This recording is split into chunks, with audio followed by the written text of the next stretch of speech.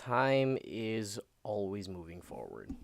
There's no pause button, there's no rewind, there's no stop.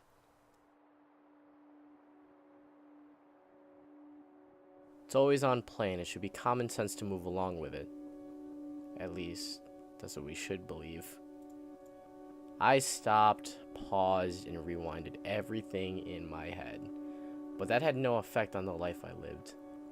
I was, in a sense, watching a rerun of a TV show that ended years ago, its plot lines already having an effect on the ending, but still foolishly asking myself, what happens next?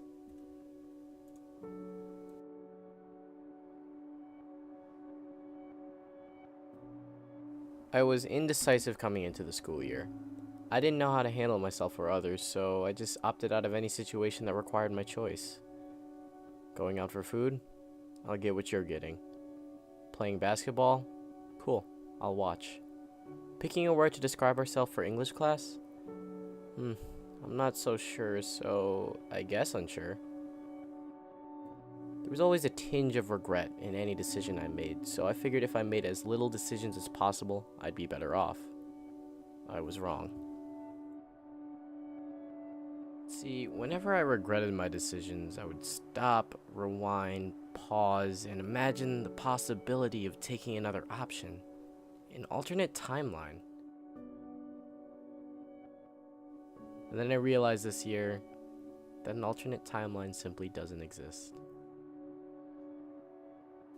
Today, I'm happy with who I am. The decisions I've made that have ended poorly have been far less regretful than those that I haven't. And I have learned that it's easier to come to terms with something tangible than the wonderment of something that had a possibility of going anywhere.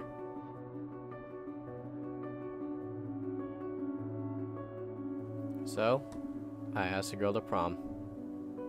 It was the last chance I had for going to prom, so I figured I should go out with a bang.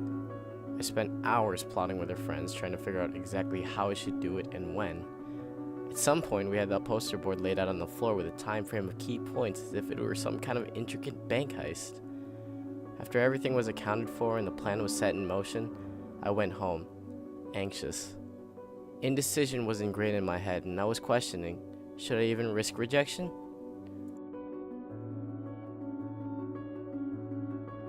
I powered through it. The question would rage on for the next coming weeks, but I buried it under the workload. I practiced the promposal in my head, on the piano, and in the school, trying to make it pitch perfect. But once the day came, so did the regret.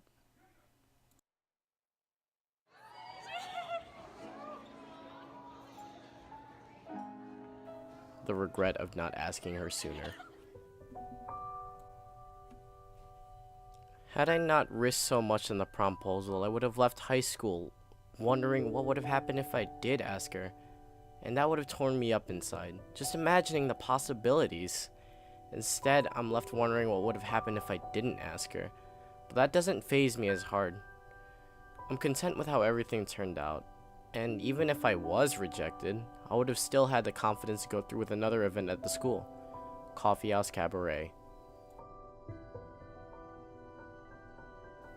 Coffee House Cabaret was hosted at our school every year, featuring performances from many of the students. I had been proficient at playing the piano, but I always put it off every year. I never felt sure enough to go through with it. I never took lessons, so how could I compare? What if no one recognizes my songs? What if it's a waste of money? But I, yet again, pushed past all the doubts I had in myself. Even if I regretted doing it, at least I would have left knowing what it was like to do it in the first place. That night, as I walked over to the glossy black piano, my hands ached, and I was ready for regret to set in. I took my seat at the bench, adjusting as much as possible, but not quite finding a perfect position. Everyone in the audience, suspended, waiting for me to press the keys and begin.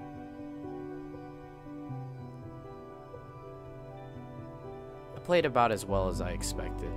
Here and there, the right keys were pressed, as well as the wrong ones. But I didn't dwell on the wrong ones. I played on, finished up, and bowed.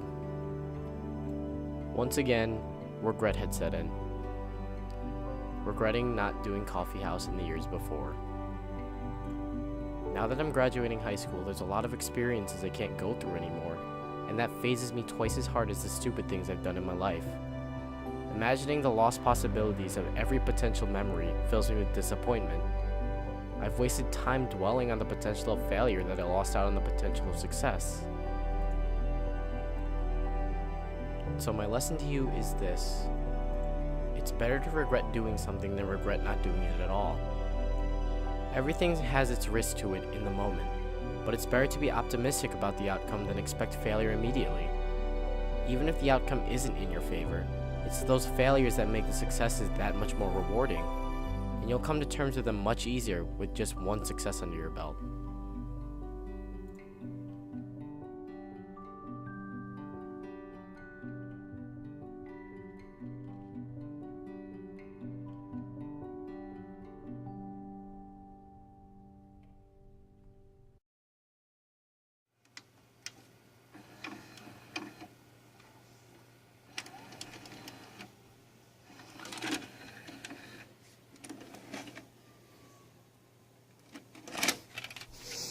That's my favorite DVD.